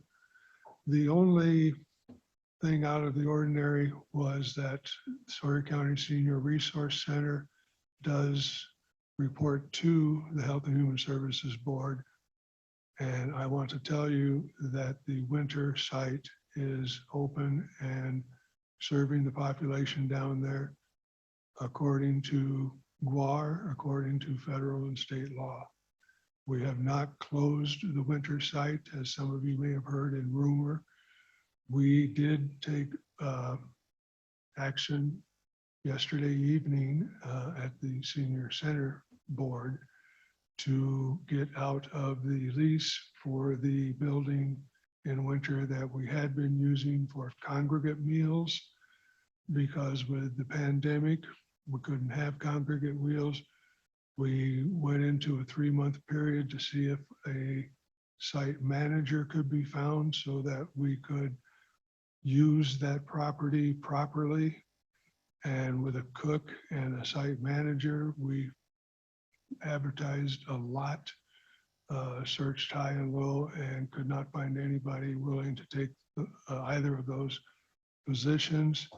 The meals are being prepared at the Excellent site, and we do deliver those to Winter to a specific pickup spot where people can come and pick up their meals and take them wherever. Of course, we are doing the Meals on Wheels. That has never ended. The pickups never ended. Let's see. I had something else. I'm sorry, it must not have been very important, but basically, we are working with GWAR. Once we finish the ending of the lease, we will, at GWAR is the state agency that oversees the operation of Meals on Wheels programs. GWAR, I guess it's also a band somewhere, but after we no longer have the rental place, GWAR wants us to try a restaurant-based delivery system, which would involve finding a restaurant in the Winter area willing to work with us on this project. And the people could come to the restaurant and enjoy their congregate meal there, just like they used to at the other place. It could very well turn out to be more expensive for the Senior Resource Center to do that, but GWAR is asking us to do approximately a 3-month try and then examine the results and make some decisions then. So I really want to emphasize, we have never shut down or denied service of delivering meals in Winter, period. Thank you. Okay, thank you, Mr. Slater. Any questions for Health and Human Services Board Chair? All right, moving on then to number 15, Finance Committee Chair Report, Mr. Kinsley. Thank you, Mr. Chairman. The treasurer gave us a report that income is going down this month compared to like last year, where for tax money has been quite high. We still have some ARPA funds, I believe 1.5 or 1.6 funds available yet. Yes, sir. Okay. What was the other funds that's coming in soon? Oh, opioid. Opioid. Yeah, it's not here yet. So that's information we need to know. We also have letter B, a resolution to carry over funds, the Sheriff's Department. It's funds they have left over and they want to use from 2021 to 22. And it was approved at the Finance Committee. It was, sir. Okay, so at this time, I would entertain a motion to approve the resolution authorizing the carryover funds from the 2021 Sheriff Department budget to the 2022 Sheriff Department budget. Mr. Duffy. I also make that motion. Okay, Mr. Bucholtz. I'll second. Motion by Mr. Duffy, second by Mr. Bucholtz to approve the resolution authorizing the carryover funds from the Sheriff Department budget. Is there any further discussion? If not, all those in favor signify by saying aye. Opposed? Motion carries. Letter C, sir. Thank you, Mr. Chairman. Letter C is the Civil Air Patrol came to the Finance Committee and asked for some money, and I believe it was $5,000. They had no, basically because of COVID, they had no income for 2 years, and they lost a lot. And they asked for ARPA funds at the committee. It was approved on the 2-to-1 vote. But I also would like to add, we have to be careful of these ARPA funds, because now if we're going to start giving out to smaller groups, doesn't matter. We're going to find ourselves flooded with that groups wanting money. I respect the Civil Air Patrol. I think they do a wonderful job, but I'm not sure that we should be spending money on that. And I've been thinking, in my own opinion, that the ARPA funds that we have left is 1.5 or 1.6, somewhere in that area. Is that correct, Mr. Teef? You're right, sir. Thank you. As we know, the second courthouse building, we had to get an extra $2.1 million. And my way of thinking is, if we use them ARPA funds toward that, everybody from Sawyer County can benefit from it. of what the ARPA funds that are left. That's my opinion. Thank you. Okay, we have a resolution presented in front of us. Mr. Helwig. I make a motion to approve. Okay, I have a motion by Mr. Helwig to approve the resolution using ARPA funds to support Civil Air Patrol in the amount of $5,000. Is that correct? Okay, I'm looking for a second. Ms. Hessel. I'll second it because it was approved at committee level. Okay. Motion by Mr. Helwig, second by Ms. Hessel to approve the resolution authorizing $5,000 of ARPA funds to the Civil Air Patrol. Is there any further discussion? Yes. I got two here, Mr. Bucholtz. Mr. Chairman, I thought all ARPA funds were now supposed to go through the administration committee, not the finance committee. Am I Okay, wrong? this was presented at finance and discussed at admin. I think there was no vote there because it came from finance approved. There was no, I'll say there's no recommendation from admin. Mr. Betcher. Yes, as the finance chair pointed out, if we approve this, not that I'm against it, I think Civil Air Patrol is great, but I'm going to personally vote to disapprove this because it will open up the floodgates for every, quilting agency, Girl Scout, every organization out there is now going to try to get their $1,000 here, $10,000 there. Not that we don't want to help people, but I think if we had some sort of priorities, ad hoc committee formed that could prioritize a list of these ARPA funds, and it would be easier to make these decisions. Thank you, Mr. Betcher. Mr. Schleter. Thank you. I agree with Mr. Kinsley and Mr. Betcher. This is a very, very slippery slope. You don't want to start going down it because once we do it for one, we are going to be targeted by every organization. That it's just a very slippery slope. Let's not go there. Mr. Duffy. The responsibility for the priority has just been bounced around from committee to committee. So I guess going back to Mr. Bucholtz, who has it? Who's like a hot potato? Is it administration? Is it finance? Is it somebody else? Or this came from finance, sir. Finance. Okay, I'll go with Ms. Hessel. I believe Mr. Duffy's point is that the administrative committee was supposed to make a priorities list. I did bring up the concerns at the finance committee about this being a trickle effect, but the fact is that it was approved at the committee level.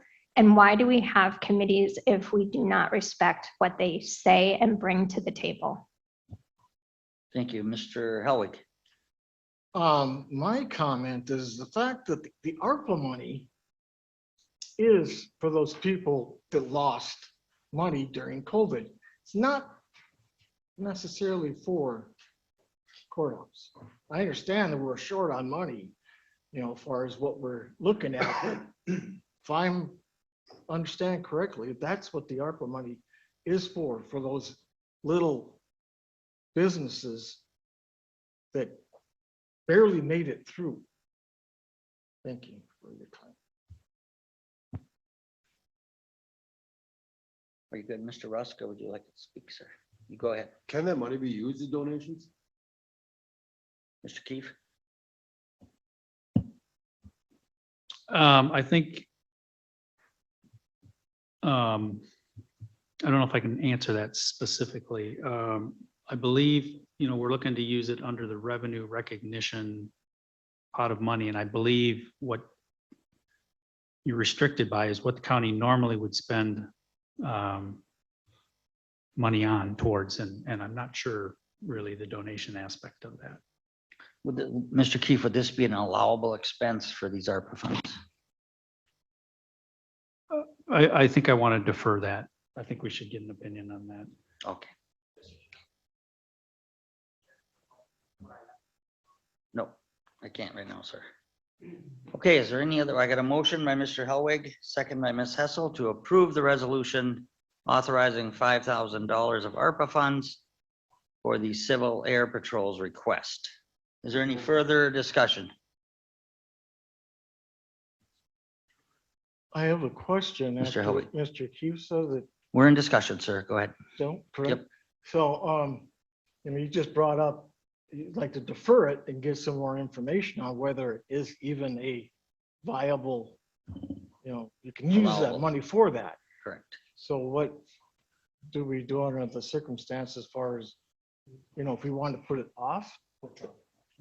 So I would withdraw my motion so that it can be You could. possibly another motion that we would put it off You and could do that, till sir. we get more information. Are you withdrawing your motion then? I'm withdrawing my motion. Okay, Ms. Hessel, do you withdraw your second?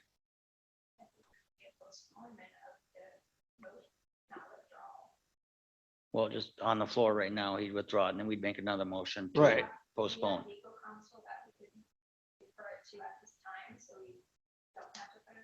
Yeah. Yeah, we do, Oh, Mr. we do? Yep. I think. Mr. Phillips, are you still on? I am, Mr. Chair. Thank you, sir. We've got a question for legal counsel regarding use of the ARPA funds. And so the question is whether the donation to the Civil Air Patrol would be an allowable use under ARPA. Is that the question, as I understand it? Correct. And I heard somebody suggest that you were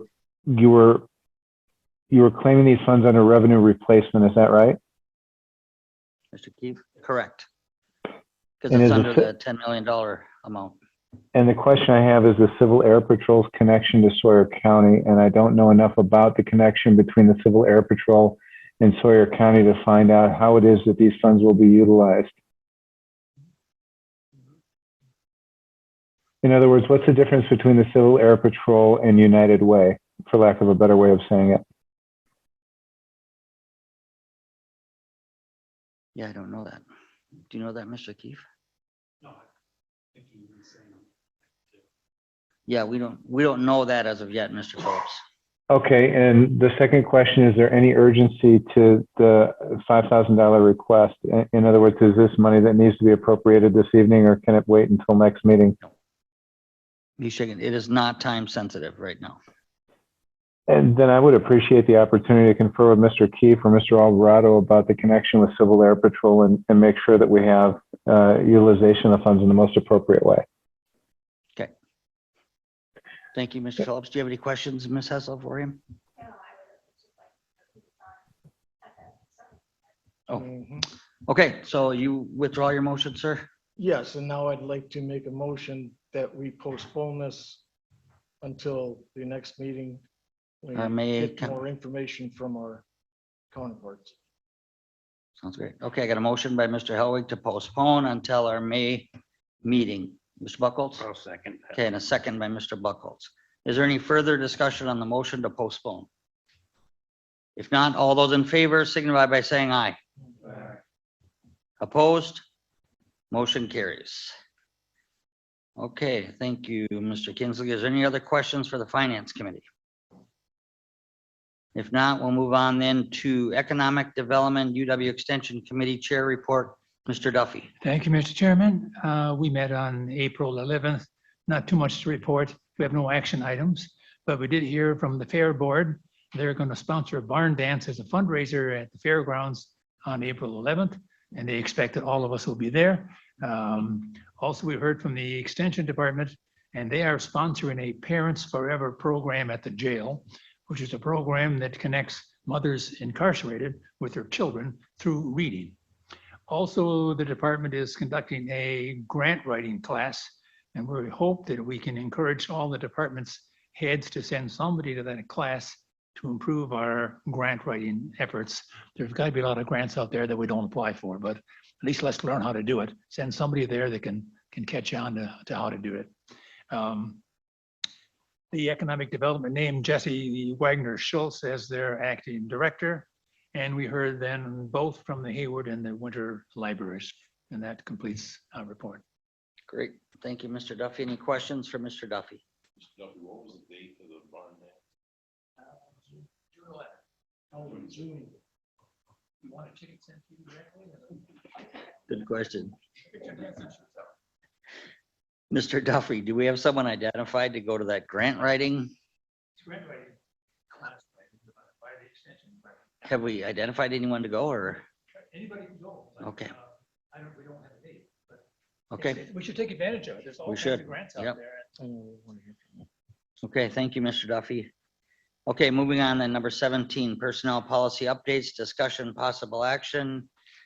Our interim county administrator, Mr. Keefe, and Madam Clerk, personnel policy manual updates, March of 2022. You want to take this, please? Yeah, from time to time, it's necessary to review and update our policies that the county has. This one is coming from the personnel handbook. There's several additions made that are highlighted in red in your packets, specific to timekeeping, because we're switching over to electronic timesheets from paper. So we're just kind of updating policies to reflect some of that.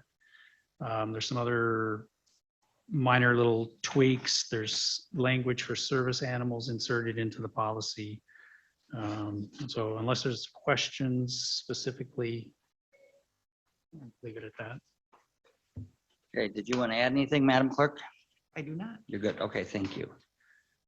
Okay, so Mr. Peterson. I just, as I read through that, I don't know, it came to my particular eyes that there were some maybe typographical errors in there that would need to be. Yeah, we've discussed that. Okay. We're aware of those. Okay. All right, then. That was. So then this time I'll entertain a motion that we approve the personnel policy manual updates from March of 2022 as presented by Mr. Keefe. Mr. Duffy? Okay, motion by Mr. Duffy, second by Mr. Schleter to approve the personnel policy manual updates. Is there any further discussion? If not, all those in favor signify by saying aye. Aye. Opposed? Motion carries. Thank you, Mr. Keefe. Number 18, County Administrators Report. This might be your last one. Honestly. That is my last one. And that leads right into Andy. Andy Alvarado is the new county administrator starting Monday. So looking forward to that. Wonderful. Brief Muni Code update. I think at the last meeting I indicated it might be coming in April. Looks like it's going to be coming in May. We're anticipated to see the draft now at the end of this month. I did inquire into, there was a question about the zoning code and if that was going to be included in the new book. The answer is it is, but it's as an addendum. So it's just there for the public to see the code, but it has no authority beyond that. It's just for information really as an addendum in the book. And Jay seemed to be happy with that. He understood that. So those comments there. Opioid settlement. We are participating in some Zoom meetings. I think towards the end of next week, hopefully we'll get some information on the timing and hopefully the amounts, what we're going to see there. Finance director. There is a finance director who has accepted the position. We're working on dates right now, so I can't really identify who the person is at this point, but there is a plan in place. ARPA money, that's been a discussion tonight. I just did receive today notice that they're starting to update for the second tranche. Last year we got our first tranche or our first payment, I think it was on May 19th. And you're supposed to get it within 12 months or just after 12 months. So we should, within about a month's time, be seeing the second tranche of ARPA money, which is for our county going to be about 1.6 million. As far as the building goes, I don't have a lot at this time to update. The utilities, XL Energy should be starting soon with some of their changes they're going to be making, the relocations. It is impacting Myron Construction's schedule a little bit. They're getting a little bit delayed, but there are some other areas that they will be starting to work around the utility relocation. Again, I don't have a date on when they're going to start, but we are discussing with them whether or not and how, if we do choose to have a groundbreaking ceremony. So probably mid-May, we're looking to put together some kind of groundbreaking ceremony. And there's been several considerations made that perhaps the entire board would be part of something like that. So that more information should be coming on that.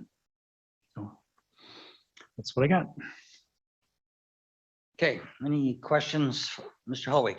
Oh, of course I have a question. Easy one, no. You know, when we started doing all this before, we had plans and plans and plans. Will we see a plan as to the floor plans and stuff? I don't know if you remember that, but it's like every month we got new plans. Well, we can certainly ask them to present some kind of overview plans. I know there's some very in-depth plans that don't mean anything to me, but we can certainly, I think, get some layout drawings for you. I think they're out there. I think they've been presented to the committee, but yeah. Thank you, sir. Great. Thank you, Mr. Hawley.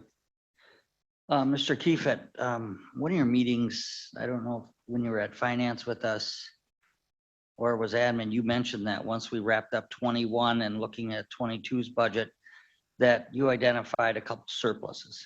Is that correct? Or a large surplus? Can you explain that a little bit, please? Sure. So we're in the process of closing out the 2021 budget. And at the last finance committee meeting, I presented a summary of the general fund surplus at the end of 2021.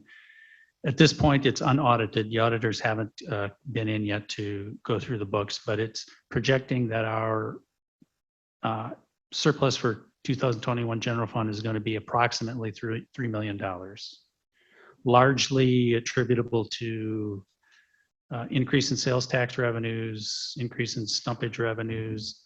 There was some COVID funds we received. Expenditures were probably a little bit less than what we had budgeted still because of the COVID outbreak. People weren't yet traveling to conferences and things like that.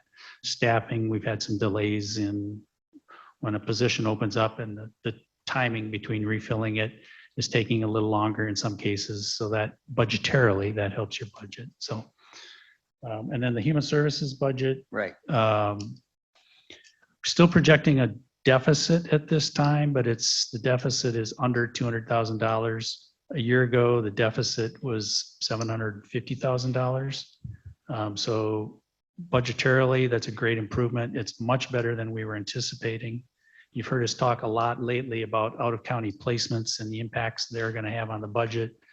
We still incurred the out-of-county placements in the human services budget, but again, because of timing on staff replacements, and there was a lot of COVID money brought into public health last year, it did help the budget overall for 2021.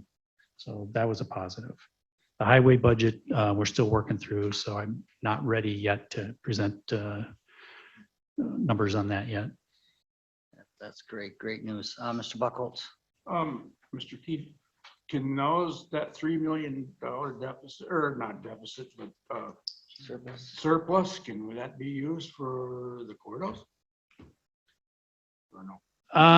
Well, it can, because you still have that $2 million gap to do something with. It's an option. It's probably not an option I would recommend, but it's, going forward, it's the administrator and the board's decision how to address that.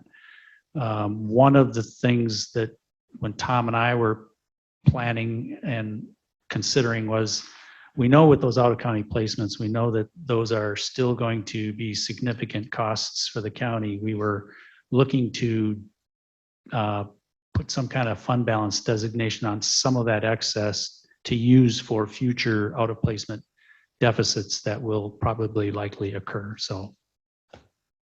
Yeah, well, just my thought on it was that, it's anything that we could do on this new courthouse is to take some of the burden off the taxpayers. If we got all this extra money and it's taxpayer money, I could see that would be a good place to use it.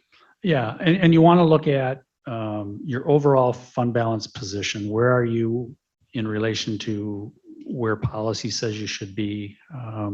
And I think we're in the range of what our policy says we should be for undesignated fund balance. But overall, when you look at what other counties around us are doing and what percentages they're at, we're still a little bit low compared to some of our surrounding counties. I think when we had our bond rating, that was presented that, yeah, you're within your ranges, but, consider the future fund balance that you have and look for ways to strengthen it. So it was somewhat of a concern of theirs. Yeah. So then you mentioned, Mr. Keefe, that part of the surplus is due to an increased sales tax that we received in 21. What do you expect for 2022? Well, I hope, worst case, I hope it maintains the same level we got in 2021. I think what made 2021 strong for sales taxes, that's when online sales tax became taxable and counties started receiving that. I think that had a large impact on the sales tax for last year. Again, I hope we would at least maintain. We did not budget to the extent that we received revenue, trying to protect the budget a little bit. So if the economy or sales tax for some reason goes down, we didn't budget sales tax at the highest level possible. The first month sales tax came in, it was holding strong.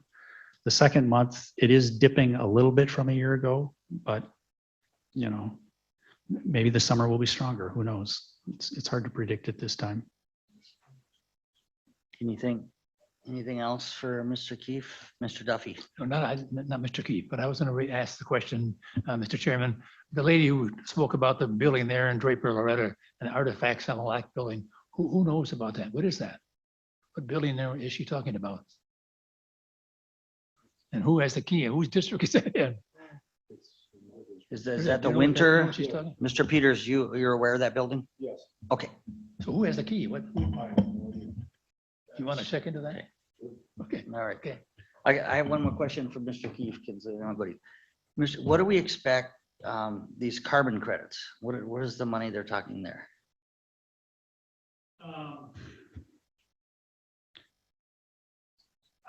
Probably would be best. Somebody on the committee maybe knows the numbers better than I do. I vaguely remember from the presentation I saw a month or two ago, they're talking maybe $1 million a year for 10 years or something like that. Is that? Like that, yeah. Okay. Yeah, it was about 13 million, I think, projected over the next 10 years. But I think that we need to maybe slow down and not be so hasty on that decision, in my opinion. It needs to go through Land Forest Water Resources Committee. Great idea. Mr. Schluter? Senior Resource Center has the key to that building that she was referring to. And we will go in there and take out the equipment that we own, the records that are ours, clean the place up like any good renter would do after moving out. And that'll be the end of that. Okay, thank you. Anything else for Mr. Keefe and the county administrator's report? Okay, if not, then we'll go conferences, reports, any other matters for discussion only. Mr. Betcher. Yes, Mr. Chairman, I'd just like to quickly address some of the irregularities and numerous policy violations from Tuesday's election for chair and vice chair, namely Rule 3 in our own County Board Supervisor Policy and Procedure Manual. I'd like to request to get on the agenda for May a re-election of the chair and vice chair. And I want to point out that this is absolutely not personal. I think you're doing a fine job, Mr. Chairman, and I'm sure Mr. Bucholtz will do a fine job as vice chair. And I'd also like to add, this is not about me at all. In fact, if we do hold another election and I am in fact nominated, I will decline. I just feel like we need to right the wrong that has been done.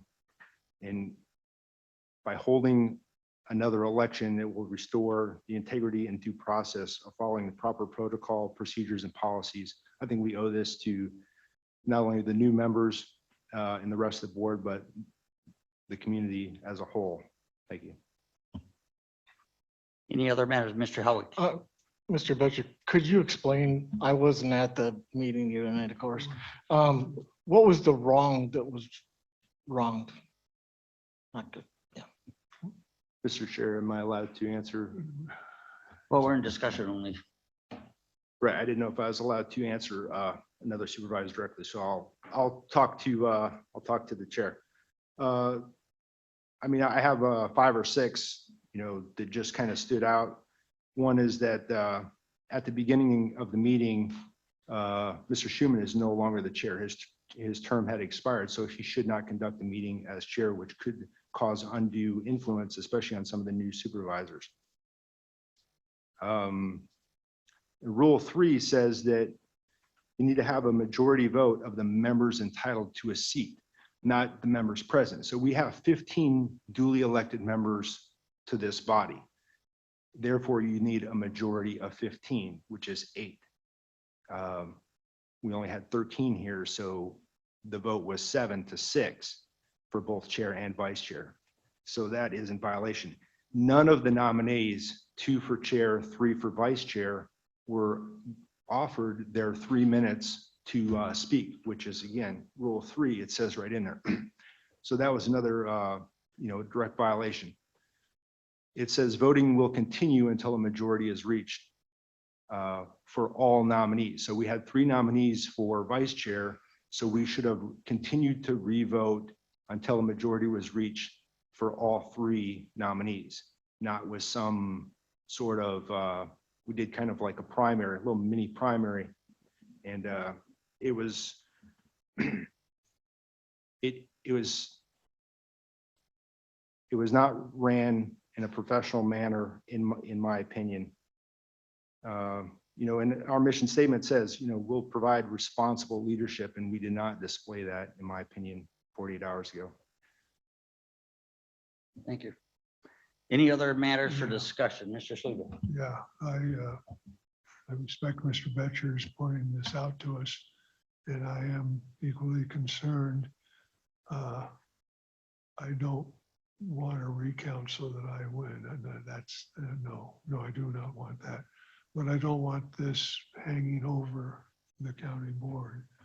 So you've made the request. Is it automatically going to be on the agenda, or do we have to make a motion for Well, it it on would the be- agenda? It's not on tonight's agenda, but there would be, if it's presented by 2 supervisors, we could put it on the agenda and then vote to have it discussed.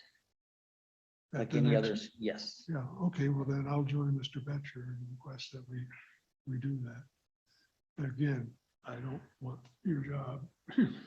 I'm sure you're gonna do a fine job. But let's make sure we're doing things right, especially, it wasn't even TJ's fault. He was called at the last minute. Tom Hoff was going to be present to do the election. His wife had an emergency, medical emergency. He had to dash off. TJ got called in. We need to fix it. Okay. Anything else for discussion on Yes. this? Mr. Bucholtz? Being what Mr. Betcher's talking about and Mr. Schluter, and as being on as Board of Supervisors, I would like to make sure we get this in order to have it proper. And I'm for that, so. But anyway, I want to thank everybody at the board for. Ms. Hessel? I just want to make sure that you advise with legal counsel, and also during a contentious, like we had tonight with the zoning, it would have been proper for you to bring that to our attention that legal was on, so we could have asked questions for legal. Mr. Schuman, we All right. always have legal.